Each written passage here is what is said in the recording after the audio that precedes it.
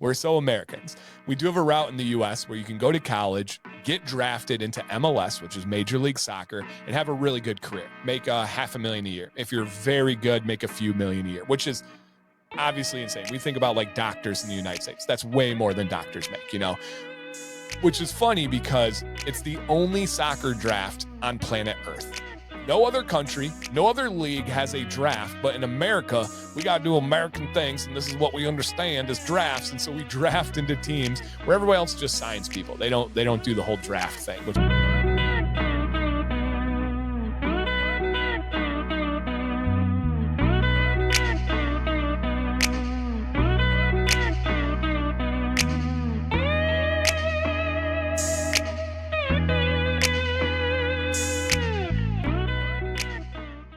Right. That's my Roadcaster. I have the one still that was made for podcasting. And then they're like, oh, we can stream with this.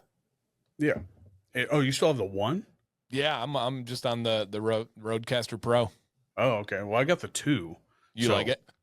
Yeah. I mean, it was very simple to learn. Like that was the biggest thing. So, Same. I mean, the only thing I didn't like about it is that the people that are using it and talking about it, they're using it for live streaming. They're not using it for podcasting necessarily, but everything's hand in hand, like all the rules that apply. So, but what I like about it most is that like I started making, I don't know if you're into like, I don't know, radio bumpers or jingles. Have you ever heard of those? Mm-mm. Like, it's kind of like an intro segment, kind of like you hear on the radio, like you hear those like screech noises. It's pretty cool. And like I line up all my sound effects on up to I think 8 boards. Let me see if I have one on here. It's pretty cool. Yeah, that is. Check this out. We're gonna be buddies. We're gonna be pals. We're gonna wrestle around. Nice. Yeah. So something simple like that. But I made all that and trying to do stuff for the other podcast. So super cool. But how you been, man? Good. Busy, but productive and happy. Well, your summer was blowing out. Yeah. Yep. Yeah, we don't stop. And not just with the family. That was also you doing what you planned on doing. That going all in on yourself with Beard Octane. Yeah. Yep. There's every direction. Yeah. From the different expos and teaching classes and stuff. Yeah. It's been really fun. Just literally one step at a time. Can't ever predict what's coming.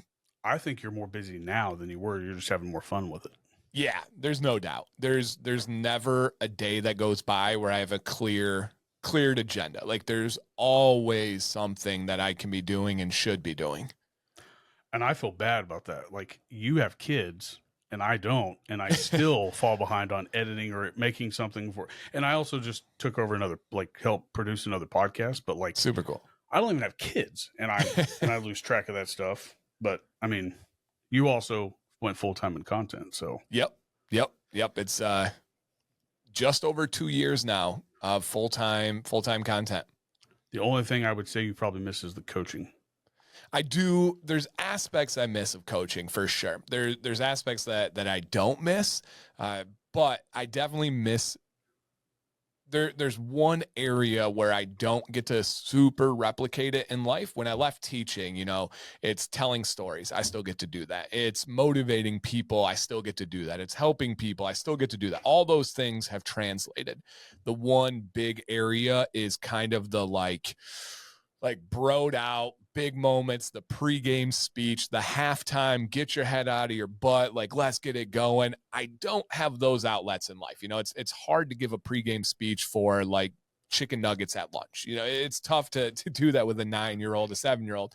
So I do miss that kind of outlet, but I'm getting more and more involved with coaching with soccer. I run a speed and agility program. I'm coaching at a camp this week. So I'm starting to get the outlets, but the head coaching itch and planning and execution, I do miss that for sure. Yeah. I mean, I don't think coaches get enough credit for how much time they actually are spent away from their family just for the planning. Like the planning alone, I think is, and I just did like almost kind of shadow coaching with football after I graduated. And I had a full-time job and I was still working like 7 hours plus just as a shadow coach. I wasn't even a full-time coach. But the success shows when like you have like 3 straight state championships, or I mean, like the successful coaches are the ones spending those 20-hour Yep. days planning and, I mean, executing the practices and stuff like that. 100%. It's crazy how sports, like, I mean, where we're at now, like, I mean, I guess we can get like sports by itself. Like, your kids are just at that young age still developing and all that stuff, but like they've gotten addicted to it. Yeah. And like with me in football, there was a time in my life where I hated practice, just hated it. And then I just had to find that. I mean, you have to find that what you enjoyed out of it again to really, I guess, love it again. But Yeah. my favorite practice was probably swimming. Like, Okay. I always enjoy it because your thoughts are gone. Like, there's no outside noise or anything like Right. that. Like, you don't hear nothing. Yeah. Nope. You just go. Like, soccer is like it. There's so much chaos. Like, soccer for great like kids your age. Like, I couldn't imagine.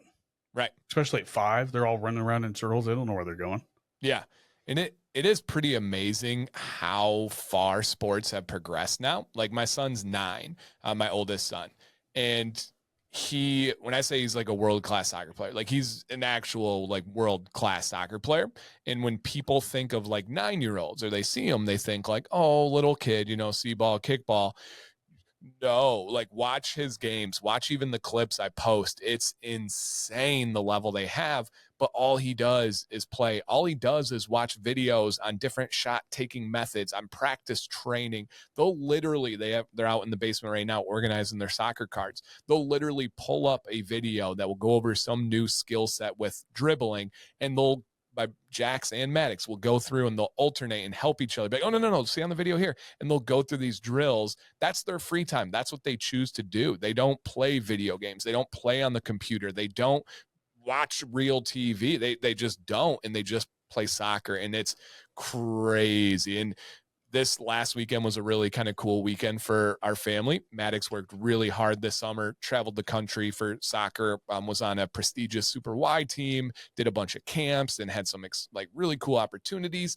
And this weekend was his first game back. Now, last year was actually his first year playing club travel soccer. Before that, we had kept him local and tried to keep the lid on it for as long as we could until he played the Liverpool Academy team, which is like a top team, as you know, and he scored 9 goals in the second half. And so we were like, okay, this is a bit crazy. This weekend, he went off. He was just an absolute monster out there, to the point where multiple coaches were coming over and just watching. And so it's so fun because they love it. They're obsessed with it. But the skill is just getting so silly. And it's been an amazing journey. And being someone that didn't grow up playing soccer, that didn't like encourage soccer, he found it himself. It's fun to let your kid just go do their thing. And as you know, I was a swimmer, I was a water polo player, did that through college and all this stuff. And it would have been easy to be like, hey, you're going to go do these things. You have the skills for it and blah, blah. It's been fun watching him develop, and Jack, so my other son too, into their own passion. And our daughter Violet, who's 4, she starts soccer this fall as well. Well, that's what separates the outliers, like the ones that like live, breathe, and eat soccer or whatever sport it is. But those are the Patrick Mahomes in the world. Like 100%. Those are the ones that are watching film, whether or not they like, without being told to. Yep. Like they have to. It's an addiction. Oh no, we have to ban it at times. Like in the morning, we have to ban it. Like, guys, you are not allowed to play soccer at 6 a.m. You have to stop. Guys, you just broke a vet. You have not in that room, not in we have to stop them. We've never, ever once had to say you have to go to practice or you have to go to this game. Never once. That's never even come up. And there's a lot of naysayers out there, right? People will probably watch this and be like, oh, just wait when they're down the road. And it's like, okay. But like you said, there are outliers. There are people that make those teams. Why not them? Right. And the thing about like kids, discipline is I think probably one of the biggest things of what I learned was being told what not to do. I learned right and wrong from pretty much coaches. My parents also helped, but I think the coaches are they're almost that third parent sometimes. It's no doubt. Hey, you're not gonna hurt me by hating me. That's the one person you can hate, but still learn from. Yeah. Yep, no doubt. And there's so many life lessons in sports that come up ahead of their time, where you can translate sportsmanship against opponents that you dislike, teammates that you dislike, dealing with an authoritarian figure like your coach, having I mean, there's so many lessons that cannot really be replicated outside of that specific situation. I can't think of anything in sports that like I didn't learn something from. Yeah. I mean, I've only hated 2 things in life, and that was like pulling weeds and swimming. I wanted to quit 2 things in life. That was swimming and pulling weeds. And then I didn't want to pull weeds. I'd rather swim. So, but I think I learned to love swimming, and like you learn so much more about yourself, like what you're capable of. So like, especially like when you can block things out and just, if I could probably just swim all day, like I think that I would have probably been way better off. Like that's awesome. Just because you don't have to think about anything in the water except for breathing. That's pretty much it. Yep. You turn it off. Man, I do miss the competitive part of things, but like just the practice of just like getting out of your head. Yeah. I think that's probably, and soccer, I'm sure soccer is the same way for a lot of people that love it. Like I hated running, so it wouldn't for me. Right. No, there's no doubt. It's an art. It's a sport I highly regret not getting into as a kid. I think I would have been very good at it. And as an adult, I just appreciate how beautiful of a game it is. And when you're playing at the best level, it's just poetry. It just flows. And I can imagine getting into that flow and just being untouchable and just doing whatever you want is magic. Like it's just got to be the most addicting feel to just know you're doing what everyone wishes they could. I think it's also seeing the process too. So like me, like if I only watched little kids play soccer or high schoolers play soccer, I probably wouldn't see that magical that you're talking about. Like I have seen Messi play, I have seen all those other greats play, but also seeing the people like your kids, like they started off like learning the concept of kicking a ball properly or whatever it is, or aiming. And then you see Maddox, like less than a year later, like the dude's like star level.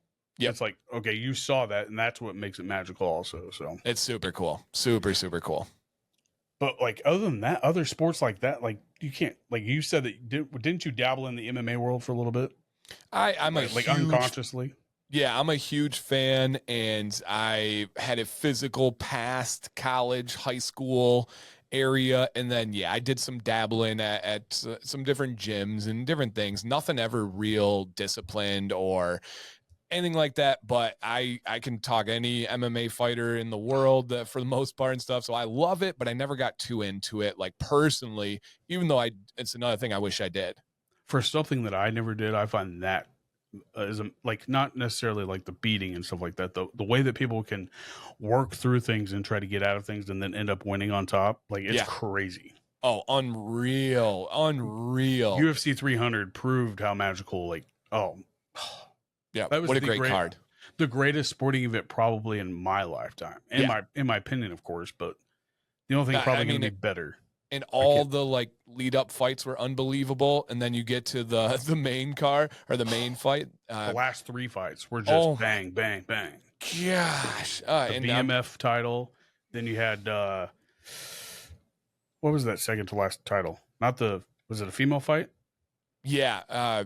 Yeah, Lee, I think. Was she on the? Yep. But was that for the title though? I think so.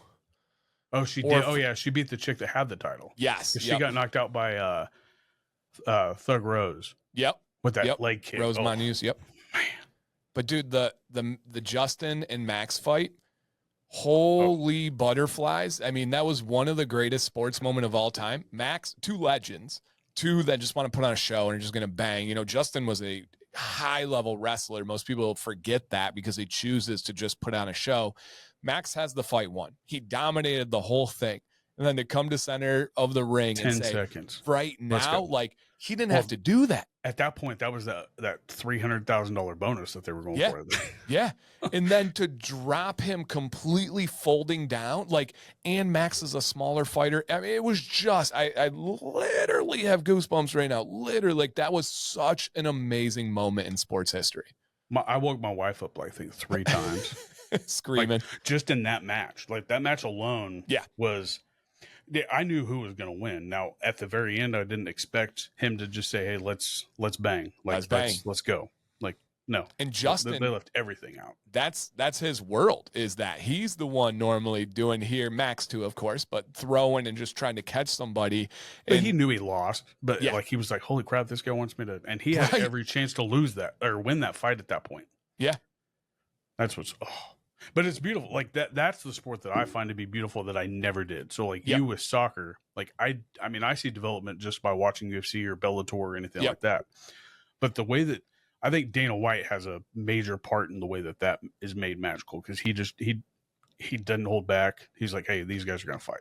No doubt. And people like to hate on him. Anybody with a big personality and a successful track record, they're going to get that. Anybody that brings their politics into public front, they're going to get that. If you look at what he's done for the world of MMA and what he's done for the UFC, unbelievable. And regardless of what you say about him, if I'm making a team of people I want to have my back, Dana White's a top draft pick. That dude's loyal. That dude's going to do whatever he can for you. And he's a ride or die. So yeah, I agree entirely. He has been everything to the UFC. Me and Jay Cruz, like him and Dave Portnoy are like the dudes that, like, if you were in their inner circle, they will do anything they can to back you up. Yep. Like, as much as people hate both of those guys. And Joe Rogan too, yeah. Oh, and Joe Rogan. But like those people, Elon Musk, Yep. Musk, especially, like, I don't know. If you don't have, I would say that Dana White is the Elon Musk of all combat sports. Yeah. Yep. Like if you don't have a Dana White, we don't have all these, like, what is the P1 or whatever that is on Amazon that you can watch. Like, you don't have that if Dana White's not around. Nope. I agree entirely. But the next cards that are coming up, like this Saturday, you got Stylebender versus Duplessis. Izzy versus Duplessis, I know. And it's, oh my God. Does Izzy have the comeback? Does he bring it? If he does, we know that there's a rematch coming in the future after that.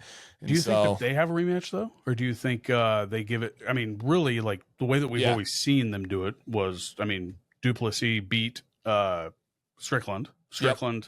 Then, I mean, just walloped all over, what was that? The short, stocky dude that he just beat to crap. Oh, yeah. That wasn't even fair. He just marched forward the entire fight. What he did to him is what Duplessis pretty much did to him. That right. Pretty much 3 of those 5 rounds. Yep. It could have even been a draw at that point. But yeah, I would like to see another Adesanya versus Strickland fight. Yeah, and I don't think we saw Adesanya. I don't think we saw the right guy. Right. I think that's the right path. I think it is. I think Izzy. I'm scared of Duplessis. I think he's actually highly talented and really good. But if Izzy can get back to his main prime Stylebender days and piece him up, if he does it in a dramatic fashion, I don't think there's a rematch there. I think it does go to Strickland because, like you said, the rematch. And then they put on the 205 super fight, Pereira versus Stylebender. And that's wild. There's, other than Bones, I mean, there's no one scarier right now on the planet than well, except that heavyweight that just won the interim title. He's also he is a dog. He is so big. He's thick. He's a thick boy. I do think Jones works him though. Tom Aspinall, right? I think Jones does. He wrestles him a lot. Like standing up, I don't think Jones will do that. Like he'll kick him, but I don't think he'll go punch for punch. Right, too powerful for sure. And yeah, and even the Stipe fight, that's a little bit silly to me. Stipe is just he's 42 or something like that. It's has a hard life. Dude works a real job. Like and he's fought every great heavyweight. He's been hit more than probably any other heavyweight has. Yes, and some of the heaviest hits too. Oh, especially 2 fights with the hardest hitting man in the world. Right. One of which he won, but the other one he took a bad hit. And he got hit in the one he won too. Yeah. They both were hurt in that one, I think. Yeah. That was the one that he beat him. Like everybody heard that punch because it was in the back during the COVID days. Right. And there's no crowd. Yeah. I actually disliked those. It was a little bit too raw for me. Oh yeah, those uppercuts that landed. You heard the teeth hit. Mm-hmm. Mm-hmm. Yeah, but no, it's a beautiful sport, man. It's a beautiful sport, and I bet part of it too, like you said, is with your development of loving it and finding like a passion for the art of it. It wasn't as much an artful sport. If you go watch UFC 1, UFC 2, it was not as artful. Now, of course, Hoist Gracie and all these guys, but like and I'm a fan of Tank Abbott, but like Tank Abbott, just brawling these huge mismatches. It was much more of like a wrestling show. It was much more of, well, yeah, they called a guy out of the crowd in UFC 1 to win. He was a cop. yeah. Like, it was like just a cop just sitting in the crowd and beats the crap out of the last 3 guys because it was a tournament. Unbelievable. And back then it was more so like, here's an extremely specialized style of martial arts versus another extremely specialized style. Let's see which one wins. Now we have people growing up training MMA. They're not training just a particular discipline. They're training the entire sport as a whole. And like, who's the young kid, the curly hair? What's that? The wrestler?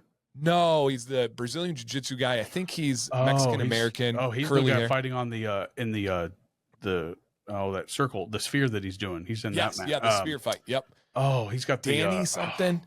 He's a stud, but I he just grew talking about though. He grew up doing everything. He grew up just learning MMA. He wasn't just this Brazilian jiu-jitsu practitioner that ended up learning striking. He just learned it all. And so that's where it gets scary. Oh yeah, it's kind of like the dude that the undefeated dude. Crap. Islam? Russian. Yeah, Islam. Yeah. Like that guy, but those guys train at a total different level than any American. And that's why we'll never see MMA in the Olympics, because they already do it every other weekend with UFC. Right.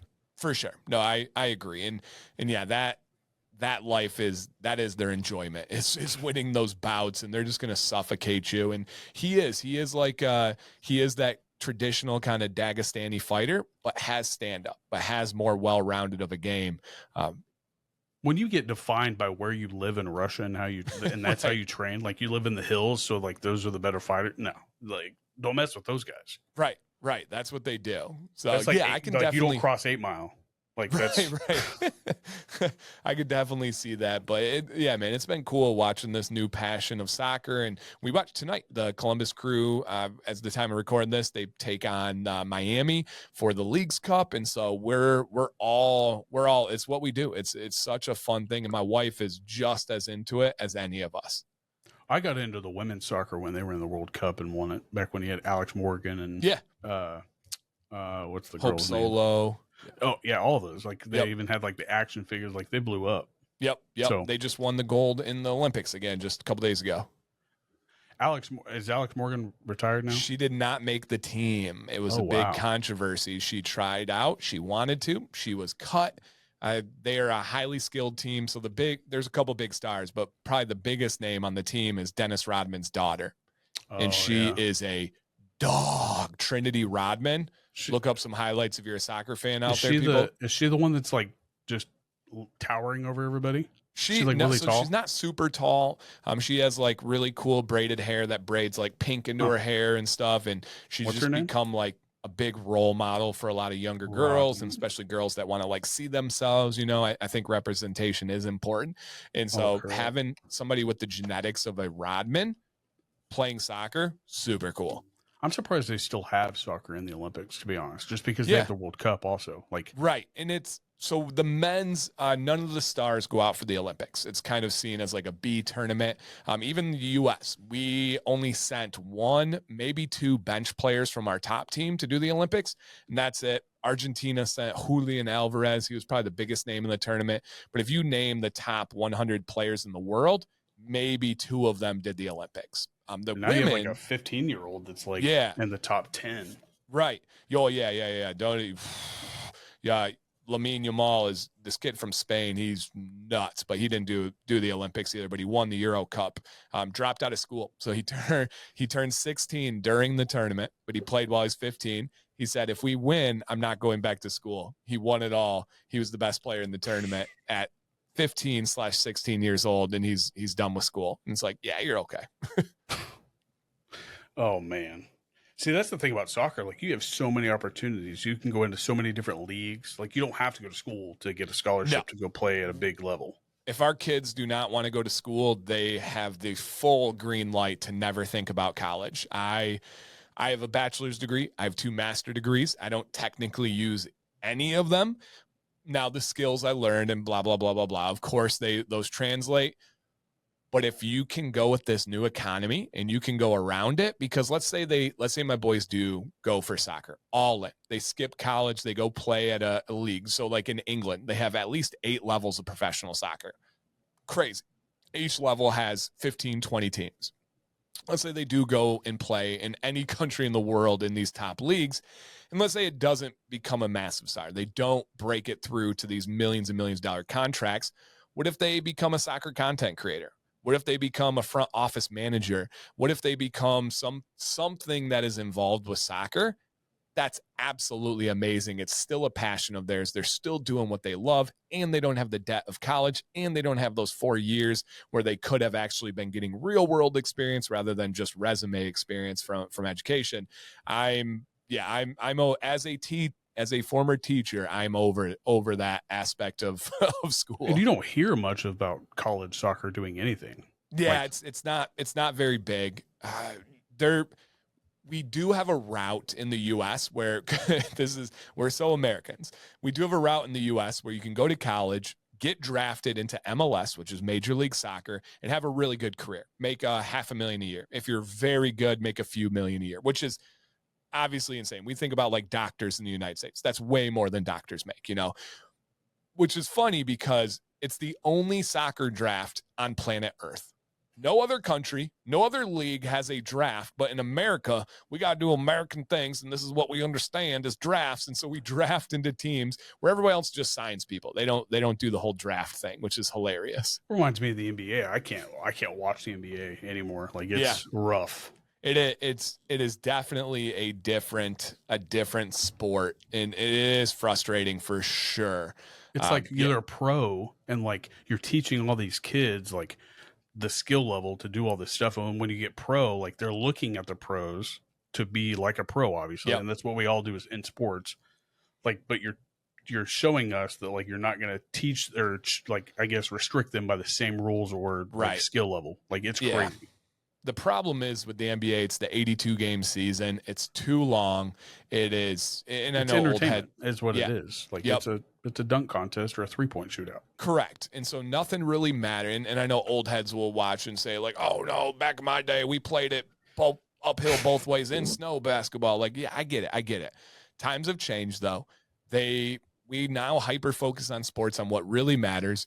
If you can just get into the playoffs, you're good. And so they just coast into it. And then when playoff basketball starts, it does change entirely. It's an entire different sport, but it's too long, and it does cause for dunk contest, 3-point shots in every game, traveling 6-7 steps, because it's just they just don't care. It just doesn't factor. No. They sit people out.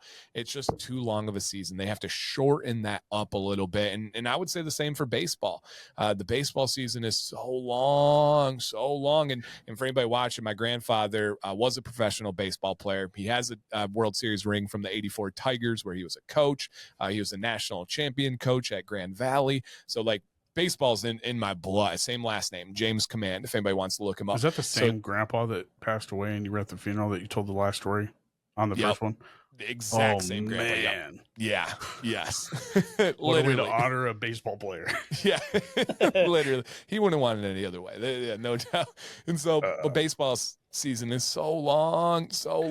And baseball is long, but I think there is a good reason for baseball being long, is that like every team is still in it, at least until right after halfway through. Yeah. Basketball, I don't know if it's the same thing. Like there's less teams going to the playoffs, I think, in basketball than there is baseball. Right. Yeah. Basketball has 8 on each teams. Conference, so 16 total. And I think it's okay. So baseball, I think, has more. So it's like I think 18, 9 and 9. Okay. Yeah, I wouldn't know. I'm a fan of Detroit Tigers. So yeah, you got the wild card and all that other stuff. But like baseball, like, yeah, it could be shorter. I think everybody would be happy with it. But like it's going to be that one less chance of going to the playoffs also. Yeah. Yep. Make them count. But the rules are totally different in baseball. So like it's hard to like break the rules in baseball and get away with it that easy. Right. Yeah, it is. It is what it is, kind of thing. It's not like you can travel and like blatantly see. I mean, he's either safe or he's out. Like it's not that hard. You caught the ball or you dropped it. Yep. The only comparison would probably be like the strike zone, which is always going to be frustration. And that's matter what. I mean, all those are judgment calls. Like there's no like rule binding like contract or like what a skill level shows. Correct. They either hit, they can either field a ball, they can catch a ball or whatever. I mean, it's pretty straightforward. That's the good thing about baseball, that it's it's pretty easy to understand. Yeah, no, I agree. But what's been going on new? I know that you've got a big thing coming up with San Antonio. Is that right? Yeah, yep. So I will be going down to San Antonio, Texas with Beard Octane, Beard Product Company, and I will be educating, running classes on the stage about beard care. And essentially it's titled The Science of Beards. Now, I've done this class at some barber expos before, but this is the biggest one. We just did it's called the Premier Expo. We did the one in Orlando, which I believe is officially the largest in the history of this world. There were like 73,000 people that went to this expo, and it's only industry professionals. So you have to be a barber, a hairstylist, or a student, or a teacher in the industry to go. So you're not just talking to fans and consumers and stuff. You're talking to like industry professionals. And so my class is titled The Science of Beards. And essentially I'm just telling these barbers and hairstylists how our head hair is different than our beard, and how you should use different products, different trimming techniques, different essentially approaches to treating the hair, because in barber school, they have no education on beards. As wild as that is, they don't have any chapters in the book. They don't have any weeks dedicated to trimming beards. And everybody that goes to a barber that, let's say, doesn't find the beard community, they just assume who is a beard expert? Oh, a barber. They deal with hair. They must be an expert. And the problem is they're not, unless they do their own research and their own education. Otherwise, they treat beards like head hair, and it's just so vastly different. And so this class is all about the differences. That's awesome. Like old time barbers, I would say that they're probably the worst people at like trying to go to for beard tips, because they're known for straight shaving. Like they didn't exist. It's absolutely generational, and the young barbers definitely are fans of beards and trims. But young barbers have some issues as well. They come up in the social media age. They come up in the age of what are called like enhancements. So you put like sprays on beards and different things just to get like the perfect picture, hairspray, stuff like that.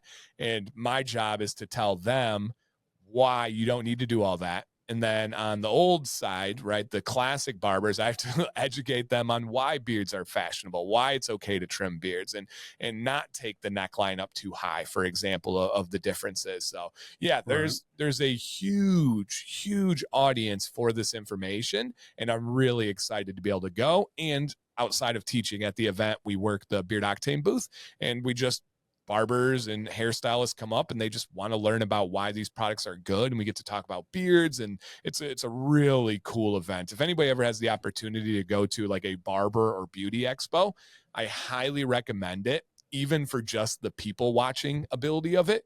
It is extravagant. It is wild. It is loud. It is colorful. It is a very, very, very fun event where I've never seen an aspect of life outside of a barber expo that you could compare to it. The biggest one's probably Vegas, isn't it? Vegas is huge. Yeah, Vegas has a big one. There's a huge one in Connecticut as well. There's this guy named Jay Major, and he puts on his barber expos as well. And so like the CT Barber Expo is really big. The Vegas one is big. And then there's other ones like BarberCon. I worked the BarberCon San Antonio actually, but there's a BarberCon LA, Atlanta, New York, Pasadena. So they're all over. Orlando, Minneapolis. I had one in Detroit that I taught a class at. So they're available. And if it sounds interesting to you guys, the outfits are wild. They're very extravagant, I guess I could say. If you get a chance, go check them out. They're amazing. I think just from the outside looking in, and I could be wrong, I think some of the biggest barbers out there, like that actually take pride in like learning the beard stuff, are the African American barbers, like the ones that are like the lineups and the shaping and the like all that stuff. I just think that they have always taken more pride in like the way that they look just in general. So I think that those barbers are the ones that are probably usually more educated. Would I be wrong? There's men. So it's African American, Puerto Rican, kind of Central American. That is kind of the cornerstone of the barber industry right now. And that is what these shows are like. You're not going with your fresh shaven old white dude at these expos for the most part.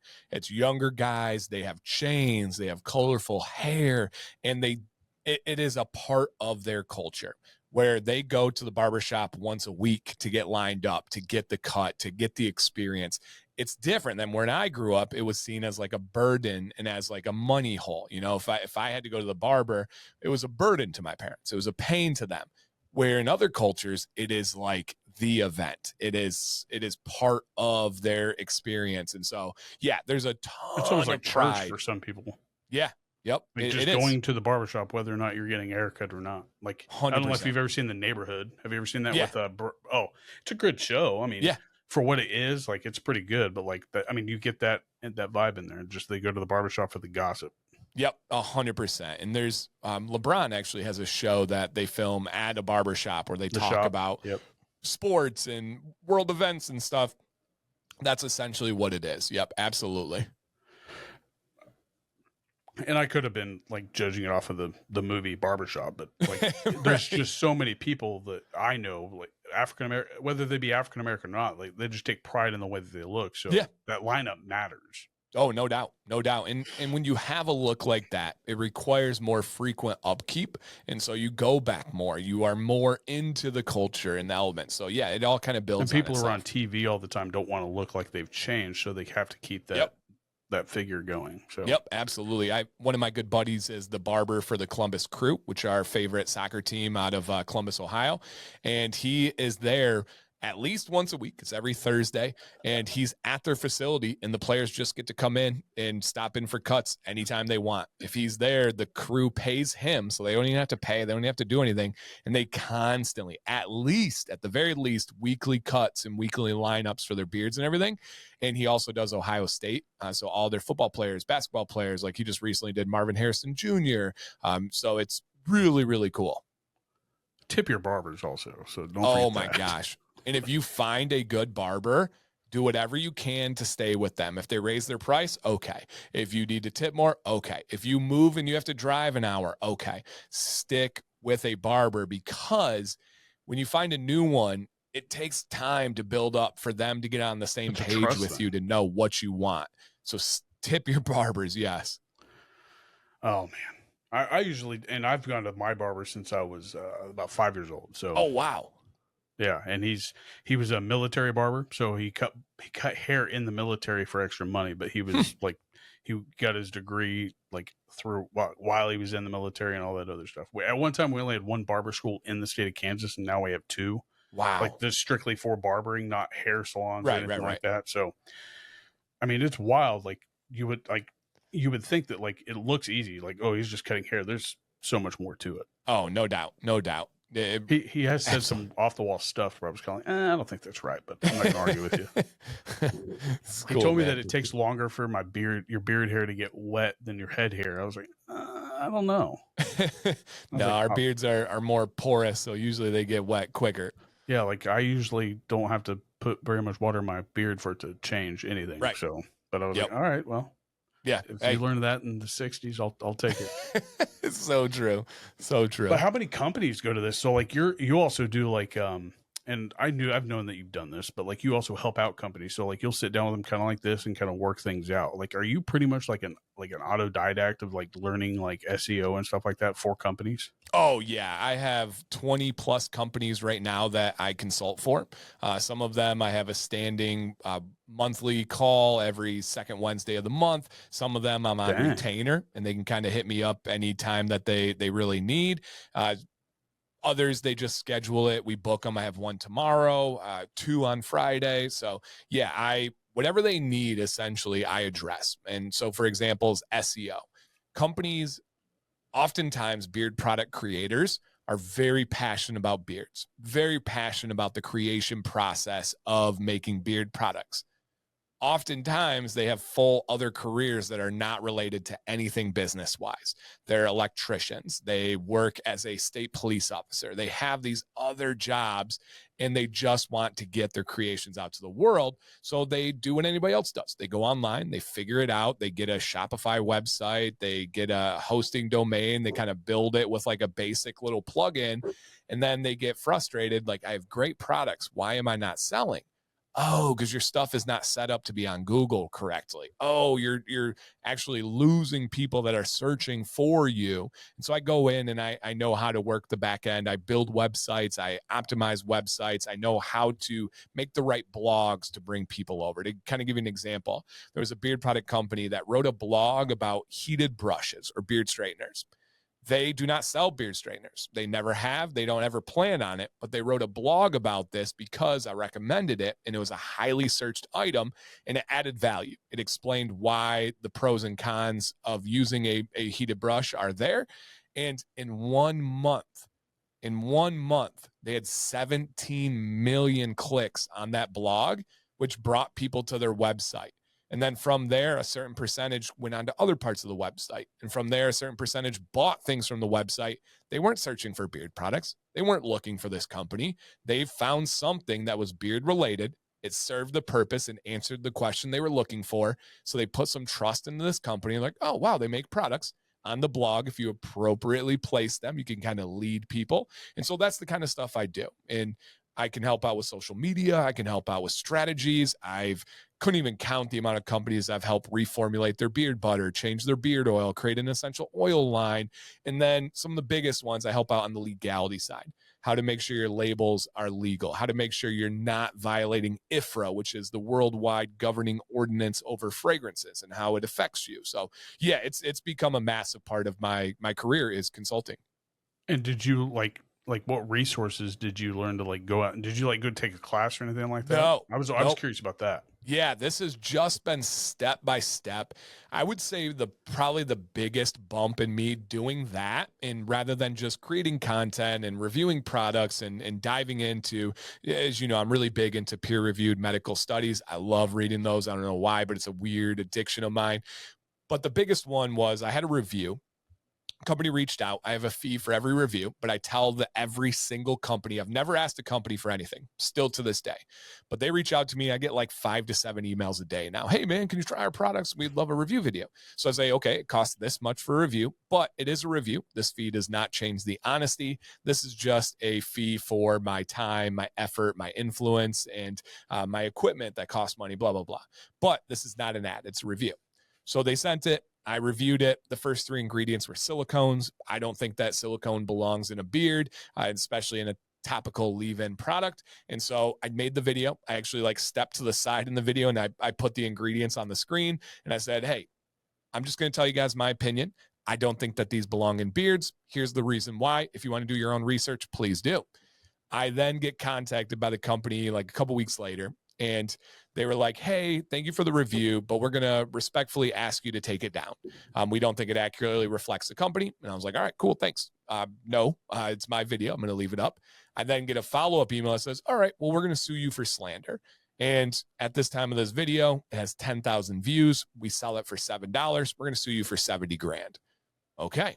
Now, I've been there before. It's usually a scare tactic just to get you to take it down. I got a cease and desist letter from a Canadian company like a couple months ago, which was hilarious. You can't even do that. But I got a fake like ChatGPT one. And so normally I say no, and then they go away. They just ignore me. They block me, whatever the case may be.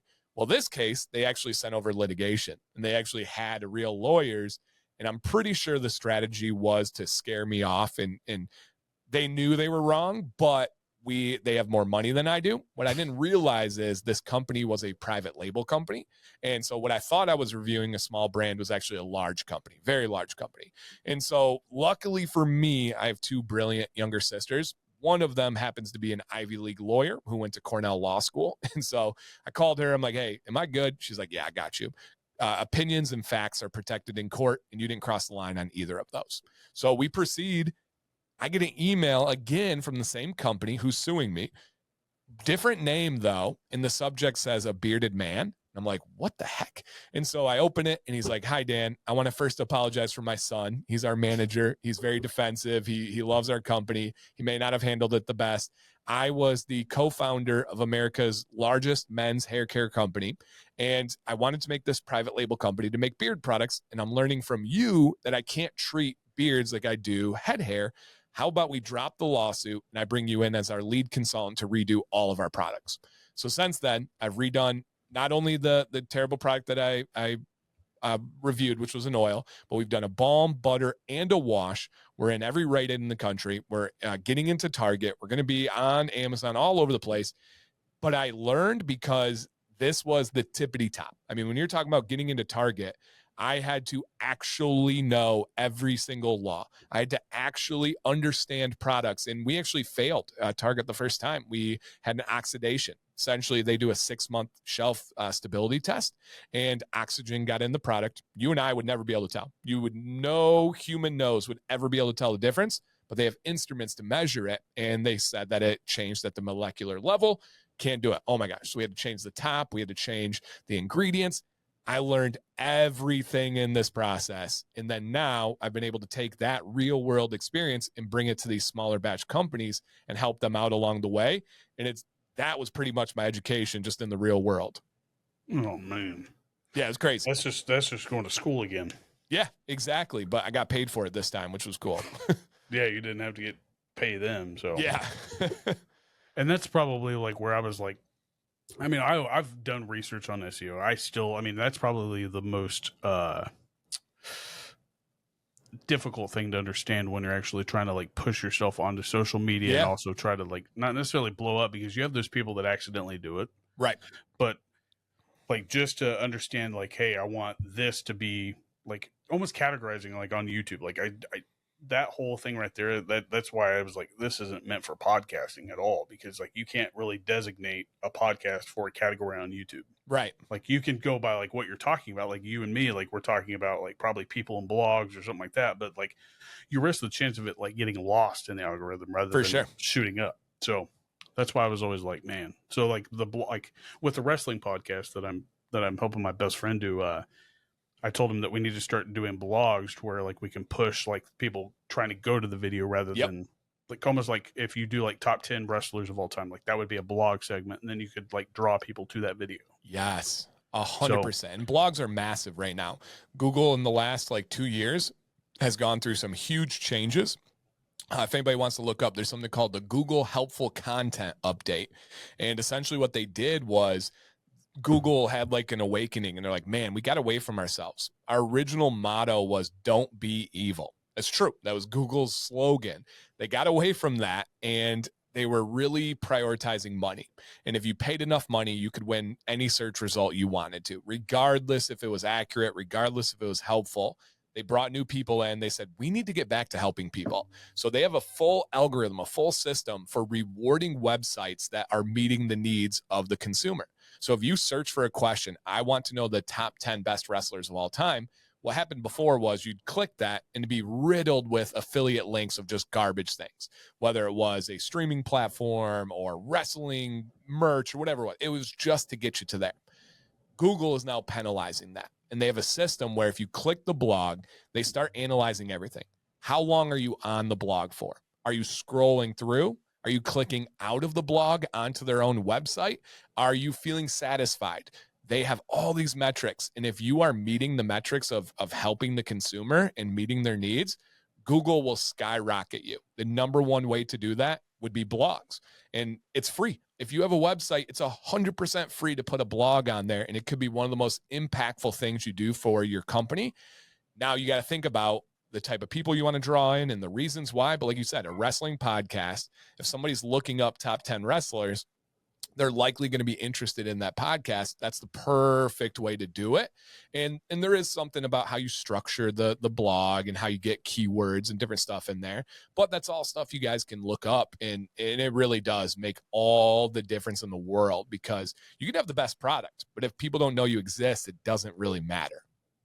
Yeah, and that's the one thing that I'm still trying to learn is just that whole, and I'm not trying to blow up. I'm just still trying to have fun with it and learn. Yeah. Like that's the biggest thing for me is still learning things. And that's probably the hardest thing is that I didn't pay enough attention in tech class or anything like that. It's like, man, I really wish I would have, like the computer part of thing isn't that hard, but like I could have went to a class to teach me audio and video and all that other stuff. Oh, same. When I get a new camera, I go hard on YouTube videos. I set it all up. I've had this for probably 2 or 3 years. I've never touched the settings since I set it up because I don't know that stuff, but I'll learn it when I need to. But you're right. If I had some understanding of audio and video and that stuff, man, that would have been so nice and so beneficial. And like kids, like my kids, they know this stuff. They're growing up with this stuff. And it's cool to see what they can do with it. Because my boys have a YouTube channel, and that was really important for me. Yeah, and I'm still with a webcam. Like, that's all I mean, it's that InstaLink 360. Oh, yeah, it looks great. Yeah, I mean, it does its job. I mean, I don't need a huge production company to come in here and do a video. And I was worried about the audio. Yeah, that's where most people go wrong, though, is I get people all the time that reach out to me like, hey, man, I love your content. Essentially, the trajectory, I did a video on this recently, of viewers that I see often is people get in because they want to learn something, let's say beard care. They find it.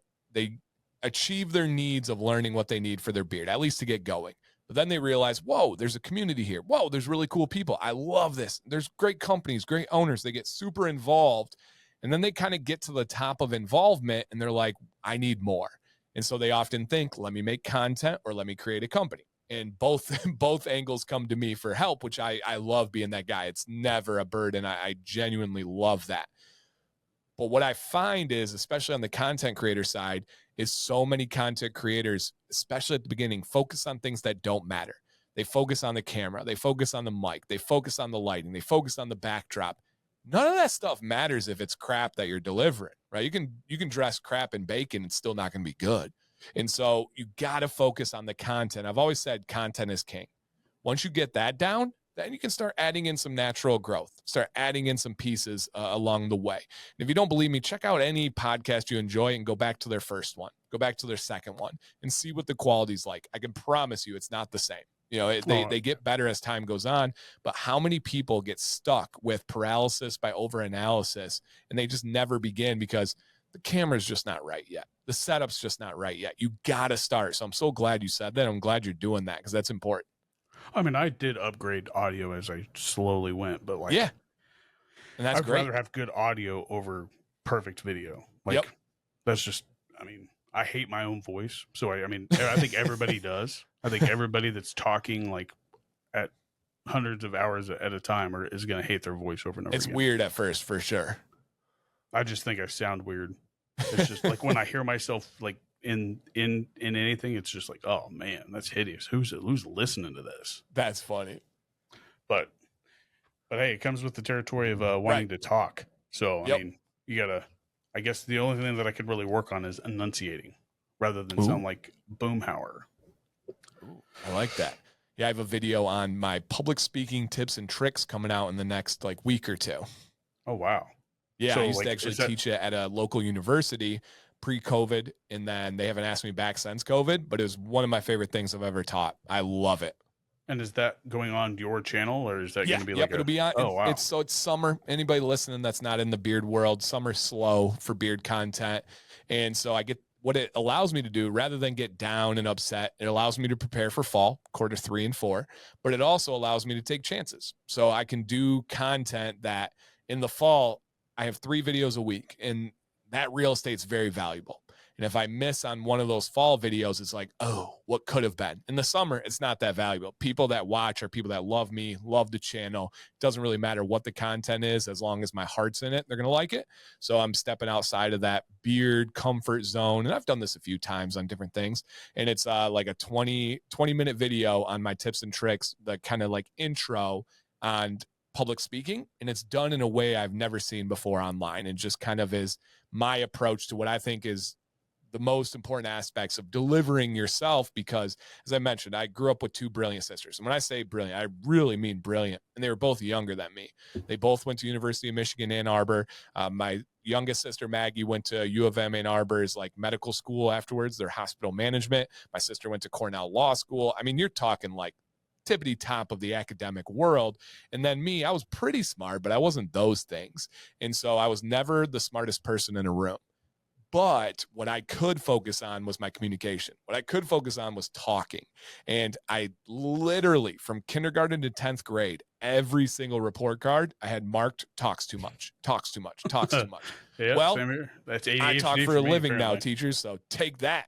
And yeah, I just love it. And I originally got introduced to this local university because of teaching, and they wanted somebody to come in and help like early education students with their resume and their interviews. And the first year I did it, it was kind of like a camp or like a little, I don't know, like a 3-day course, I guess you would call it. And the feedback was overwhelming. And they were all like, oh my gosh, we need him. And they're like, hey, do you want to come teach interview skills and public speaking? And I'm like, yes, I do. And so I got to go teach that for a couple of years. Then they cut it off for COVID. And like I said, I just haven't heard back from them, but I took kind of my most dynamic lessons and put them into this video coming out soon. Well, where was this video at when I started ring announcing? Oh man, it's coming. You have no idea how stressful that was. Cause I mean, he's my good friend. I'm not going to tell him no, like I'll do anything with that guy, but I was not prepared for like what I walked into. Like talking That's to awesome. a crowd for wrestling is a total different like world. It's unforgiving. Yeah. And you're not even really like, I guess, really given a speech. I mean, at the very beginning, I've sort of like got my own rhythm going, and I kind of open up with like a monologue of some sort to kind of welcome them into the show. Yeah. But that's all I do with like actually directly talking to the crowd. Everything else is I'm reading off these cue cards that I made. But the first time, oh man, it was terrible. I was totally get saying that. too many things and rambling on. The last time I got in front of like a group of people was like I was going to school to be a youth minister, and me and my best friend did a tag team sermon Sunday, and I gave my sermon, he gave his sermon. That was the last time I talked to anybody above 25, like the number 25. And then wow. My best friend opens up his wrestling show in Wichita, Kansas. That's where Scuba's from. Yep. Standing room only, 300 plus people. I haven't stood in front of 10 people before that, other than people just staring at me, not waiting for me to talk. But then when they talked, they didn't have their sound set up properly, so it was it was muffled. So I didn't. I mean, I couldn't. Nobody could understand me, so it was just like, it was. But now the sound's good. I mean, I'm still working things out, but it's like I'd probably use that video. Comedian bombing. They like, you need that in your repertoire to like understand how good you have it now. Well, what's funny is that like when I was saying things, like I could hear people getting excited, whether or not they were getting excited about what I was saying. It could have been my enthusiasm in the ring, because I was like kind of pumping like myself animated up, because I was like, dude, I'm just gonna like wing this, because he didn't give me cards to go off of. I just had to write down on like scratch paper like this. I was just like, crap. And then I was like, what are you doing? I was like, you asked me if I would do this, and I was like, sure. And like he goes, oh, I thought you would bring cue cards. I was like, I would if you would have said something. Right. Never done I've this. never done this. Like Bruce Buffer has a card, but like that's a total different type of ring announcer. You're trying to tell the story in wrestling. Like he doesn't do that in the UFC. That dude just says sponsors and introduces. That's it. Yep. He gets the crowd pumped. Right. Just He's essentially an MC. Yep. Oh, I was like, oh man. But then now it's a lot of fun. So like people know me, and then with the podcast, I mean, like we sit down, we talk about his company, and then we talk about wrestling. So like, oh cool. I mean, I'm doing it mainly to help build his wrestling. I guess you can call it a federation, but it's they call it Wrestling Promotion for Independent Professional Wrestling. So super cool, man. Shout out to them. Still learning, so I might have questions, but you got any good resources for that, for SEO stuff, like YouTube channels? Like the last time you gave me the guy that pretty much reviews everything tech, the teacher that retired out of Tom California. Buck. Yeah, he's fun to watch. Tom's awesome. Yeah, I would say SEO, not a YouTube channel, but a website, and they have a free version and a paid version. The paid is worth it. It's called SEMrush, SEM. Yeah, SEM Rush. It is by far the most powerful tool I've ever used, and your mind will be blown once you start to go into it, and you can just see like buddy. Kind of like that? Kind of. So it can analyze your website and see where you have deficiencies and where you can do better. But it also, like, let's say you put independent wrestling on there. It will show you the top searched tags for independent wrestling in the last month per country. It'll show you, if you click the tag, when people search that, what websites they went to the most. I mean, it's so powerful. It'll tell you the spelling errors that people commonly type in. So when you make your tags on like a YouTube video, and that's the free version.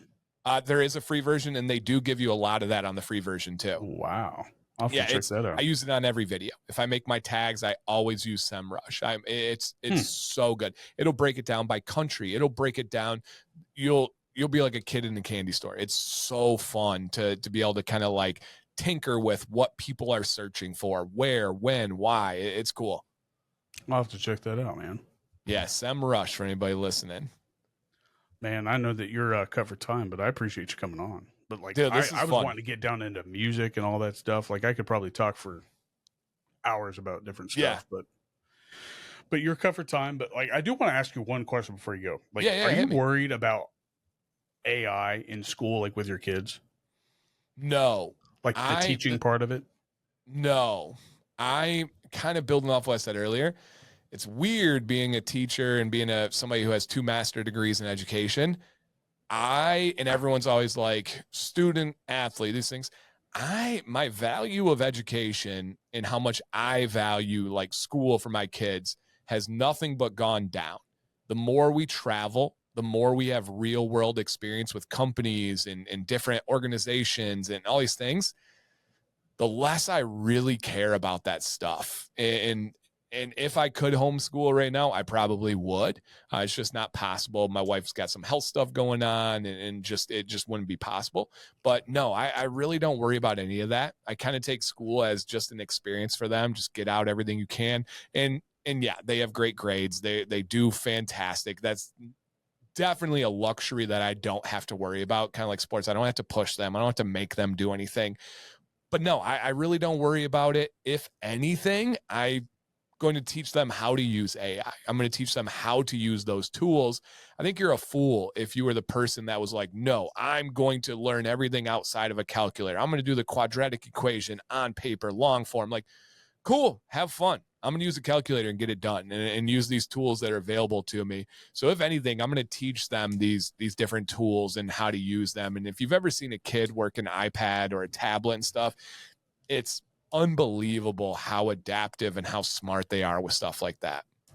Well, the only reason I asked that is because I watched one of the odd, like I get into those, I don't want to call them conspiracies because like, I think anything at this point in time is a conspiracy, but yeah, I was watching like people that are teaching like a class or something like that are using like things like Chat GPT to come up with their curriculum. It's like, what? Like, yeah, that is interesting. What bothers me is that they put the wrong information into a young person's mind. Like, hey, this was how it was, but like it was completely not it. Almost kind of like whatever that stuff is called, like where they're trying to stop teaching about the slavery and stuff like that. Like, yeah.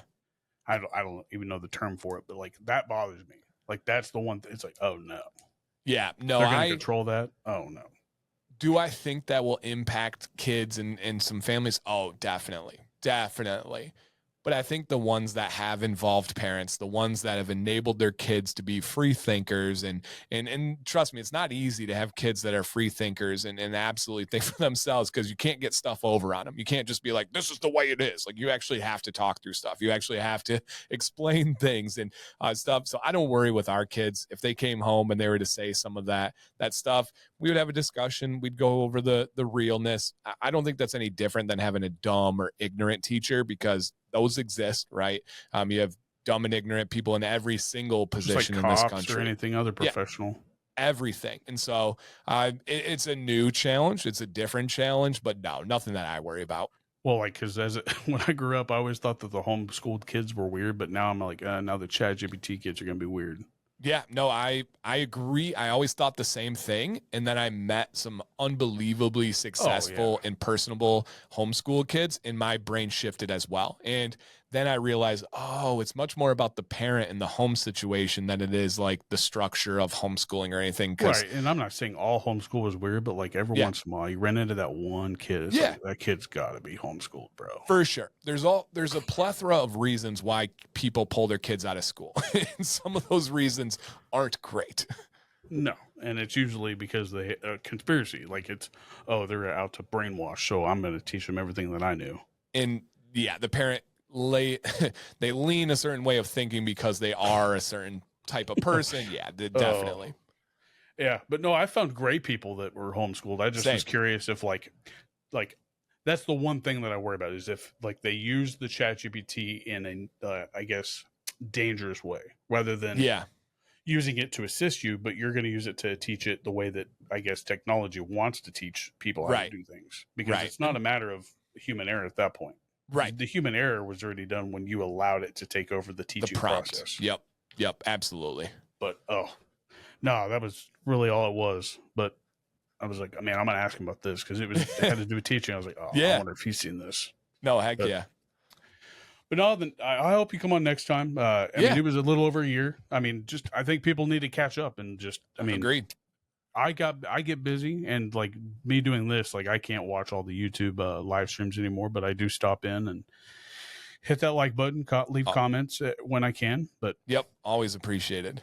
But it's always a pleasure to have a conversation with you, whether it be chat. I mean, I still would rather do this than sit there and text. Like I hate texting, but it works.